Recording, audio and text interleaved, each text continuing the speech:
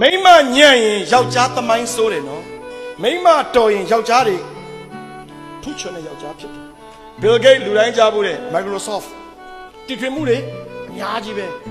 သူ့ကို interview တစ်ခုလုပ်တယ် Bill Gates ကိုမေးတယ်ခမည်းဘဝမှာဘယ်လိုတီထွင်မှုမျိုးကိုခမည်းအနှစ်ချိုက်ဆုံးလဲတဲ့လူရထင်တာပေါ့ဗျာသူထွင်တဲ့ဘာပြောမလဲဆိုတော့ Bill Gates ပြောတာတခွန်းနဲ့ပဲပြောတယ်ကျုပ်တီထွင်နိုင်မှုထဲမှာကျုပ်အကြိုက်ဆုံးကတော့ဒီမိန်းမကိုရတာပဲတဲ့မိန်းမတော်တော့ယောက်ျားမညံ့ဘူးဒီနေ့သမိုင်းညံ့သွားတဲ့ယောက်ျားတွေနောက်မှာတော်တော်ဆိုးတဲ့မိန်းမတွေရှိလို့ပါပဲသိတ်တော်တဲ့မိန်းမဥဆောင်တဲ့အိမ်တိုင်းကတော့အရက်ထဲမှာအကောင်းဆုံးအိမ်ပေါ့ဗျာဟုတ်တယ်ဒီလိုပါပဲ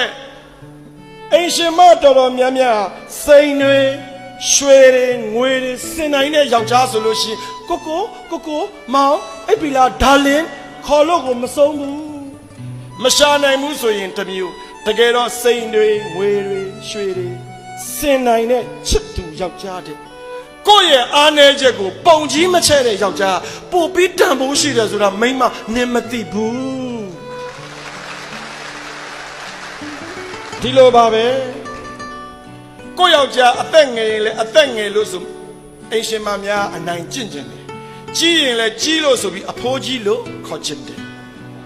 ငွေရှာလို့မရဘူးအသက်လဲကြီးရင်အထင်သေးခြင်းနဲ့ကိုယ့်ယောက်ျားဟာကိုယ့်တဲ့အသက်ကြီးတယ်ငယ်တယ်ဆိုတာတဲ့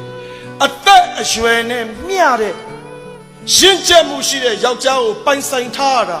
နင်တရားမင်းရထားတယ်လို့ပဲလို့နင်မသိပါဘူးဟဲ့ပါဇက်ကသာပြောတာပါဇက်ကသာစိတ်ထဲကနေပြောနေတာမိမကြားအောင်မပြောရက်ဘူးဒါဟာအချစ်